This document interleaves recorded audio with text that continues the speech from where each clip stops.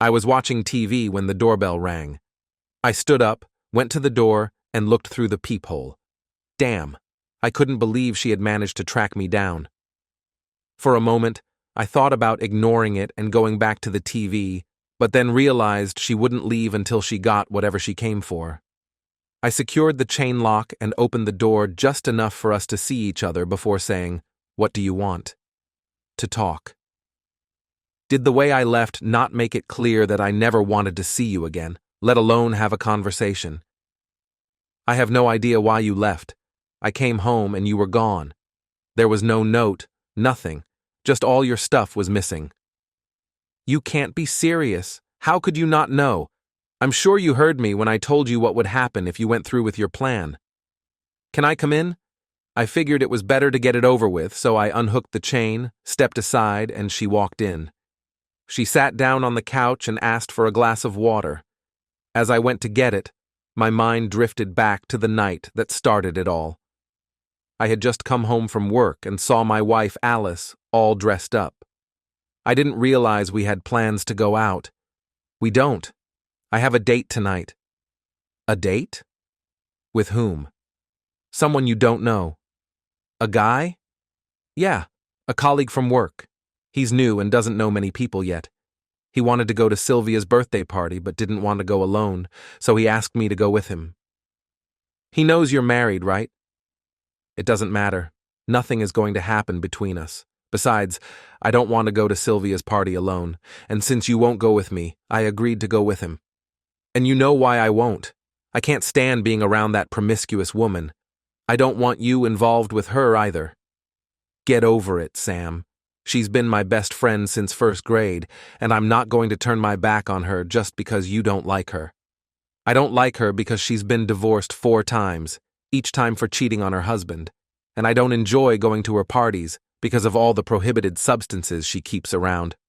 So, you think that just because she cheated, I'm going to do the same just by being around her?" "Now that you mention it, I'd say it's pretty likely. Just look at you, dressed in that going-out outfit. Little black dress, those heels, and getting ready to go out with another man. It's clear you're dressed up for him, and there's only one reason you'd want to look like that." "That's a horrible thing to say to me." "No, it's not. What did you wear to the last 2 parties at Sylvia's? In case you forgot, you wore slacks and a blouse to one and jeans and a sweater to the other. It's obvious why you're dressed like this tonight. Sylvia's been pushing you to try something new for years. Looks like she finally convinced you." "You're wrong. It's not like that." "Then prove me wrong. Stay here with me and don't go." "I can't. Tom's counting on me." "And is he more important to you than I am?" "All I can say, Alice, is if you leave, you're saying goodbye to our marriage." "Don't be absurd. This won't affect us at all." "Don't wait up," she replied as she made her way to the door. "Goodbye, Alice," I said as she walked out. I think she sensed the finality in my tone, hesitating for a moment before leaving. Was I overreacting? I didn't think so. I was friends with several guys from Sylvia's entourage, and from them I learned what was really going on at Sylvia's parties. After those who were not interested in participating left, the parties turned into a real horror. While Alice never joined in, she stayed and watched. I also heard that Sylvia would urge Alice to forget about that boring husband of yours and join in. You know you want to. And Alice would always reply that yes, she wanted to, but she wouldn't unless I participated. That was never going to happen. I had spent countless hours trying to convince Alice to distance herself from Sylvia and to stop attending her parties, but I could never make it happen because of their close friendship. I spent most of the evening wondering what I should do. Divorce crossed my mind, though I wasn't certain Alice had cheated on me. But could I continue living with her knowing her attitude was, "To hell with you, Sam. I'm going." We'd had 7 years together that I thought were great. The only real problem was her constant time with Sylvia, whom I couldn't stand. I thought she was trash, and Alice knew it. Some might wonder why, knowing as much as I did about what was happening at Sylvia's, I didn't just confront Alice. To me, the answer was simple. I needed to know if Alice would actually cheat on me. If she intended to cheat, and I confronted her about Sylvia's parties and her expressed interest in joining, would she just back off from Sylvia's and do it elsewhere? At a different time and place? I might never find out if she did it somewhere else, but if it happened at Sylvia's, there were people I trusted who would let me know. As I went to bed, I still hadn't decided what I was going to do. The ringing of the bedside phone jolted me awake. As I sat up, I glanced at the alarm clock, wondering who would call me at 1 a.m. Hello? Hey, did I wake you? What do you want, Sylvia? Just calling to let you know your wife has found someone new.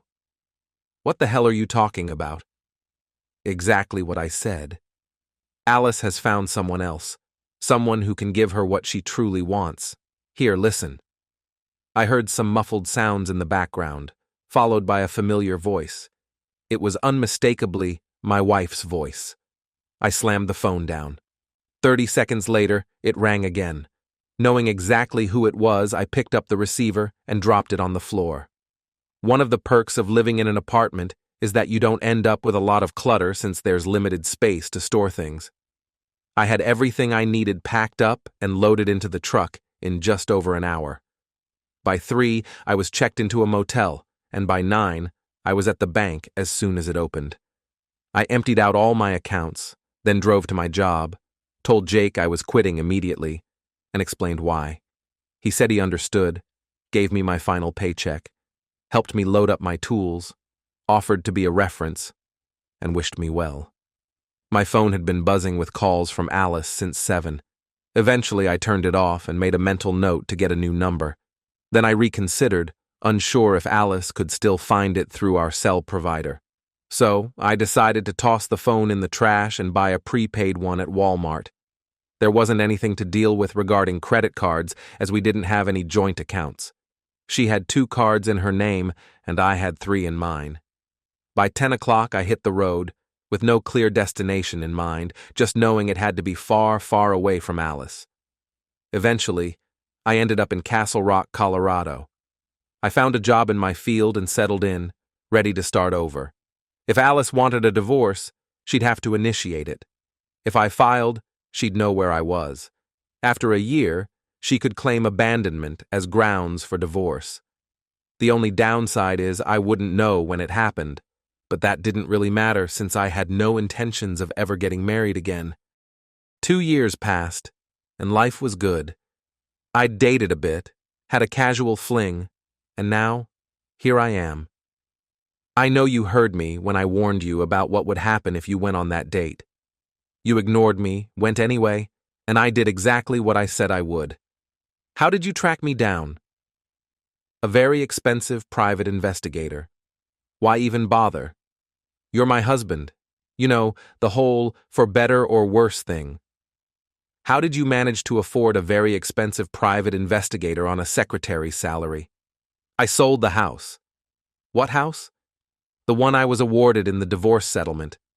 I was about to ask which house and what settlement, but then I stopped myself. It just didn't matter anymore. Well, you wasted your money and time coming here, because we're done. You did exactly what I knew you'd do when you left me to go to that party. And don't even bother lying. Your so-called best friend called me at 1 a.m. and let me hear everything. Your, oh God, yes, please was pretty clear. Said it all. She really did that? Guess I should have been even tougher on her. Tough on her? Your best friend forever? Looks like I need to explain what really happened since you weren't there to see or hear. I didn't go to that party to hook up with anyone. That was the last thing on my mind.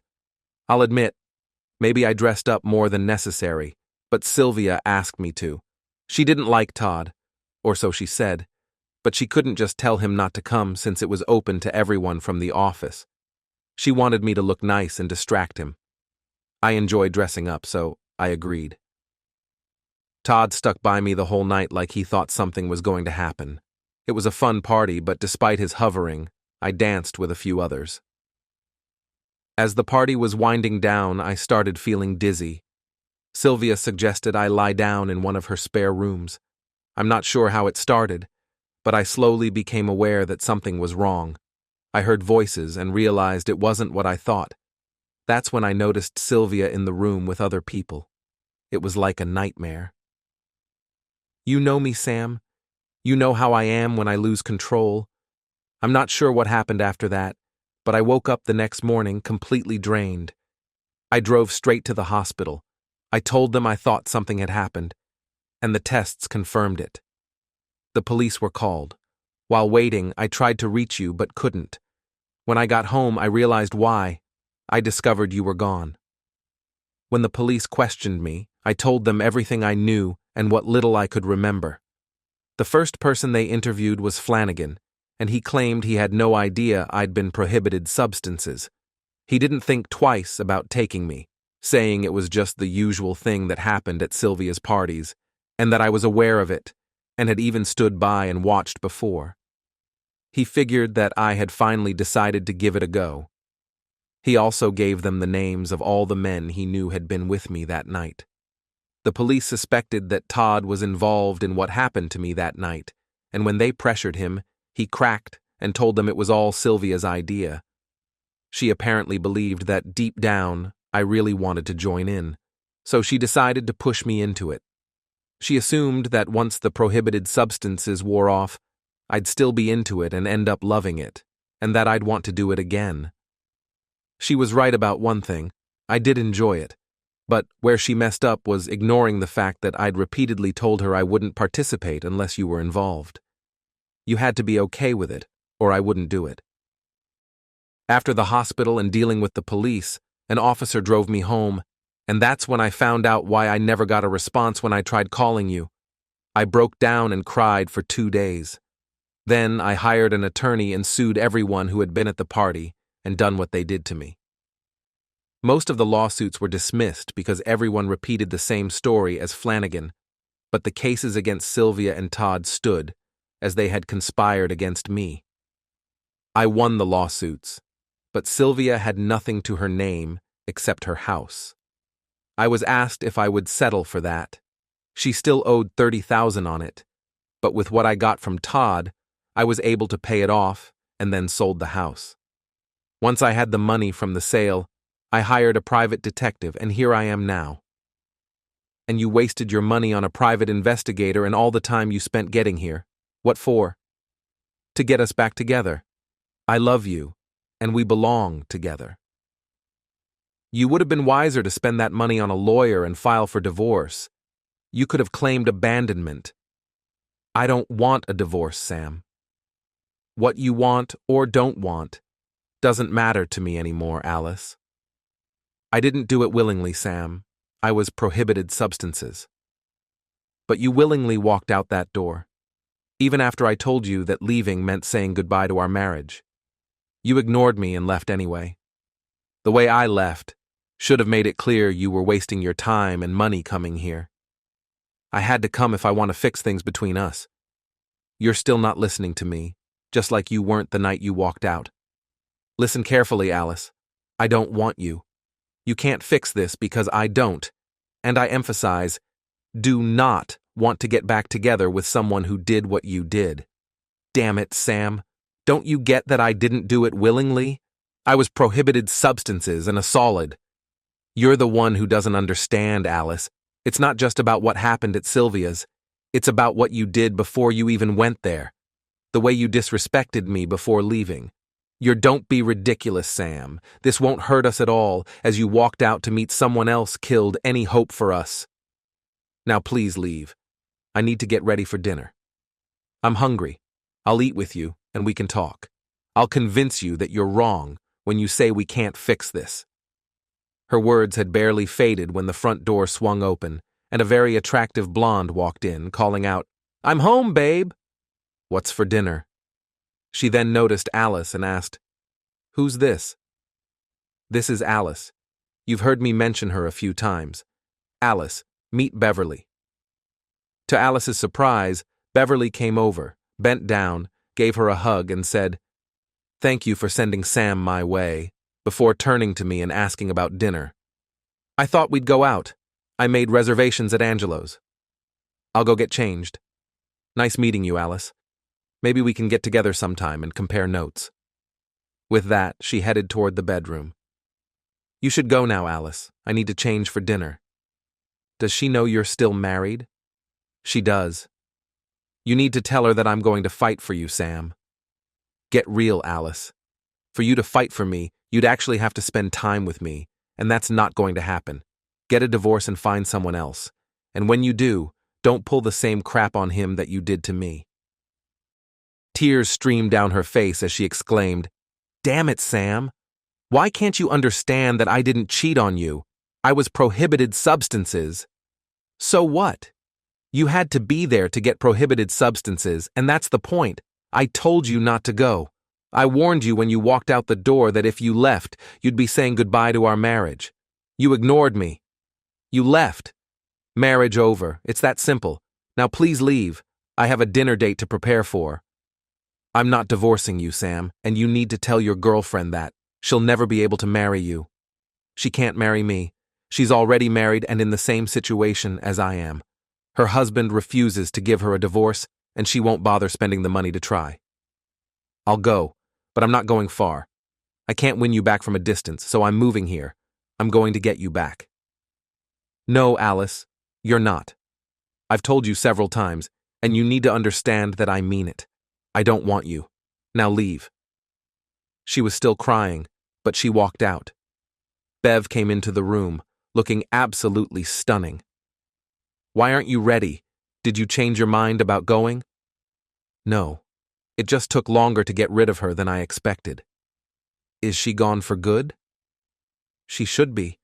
I made it crystal clear that I want nothing to do with her. Good, because I'm not letting you slip away from me. I smiled and said, "Give me 10 minutes and I'll be ready to go."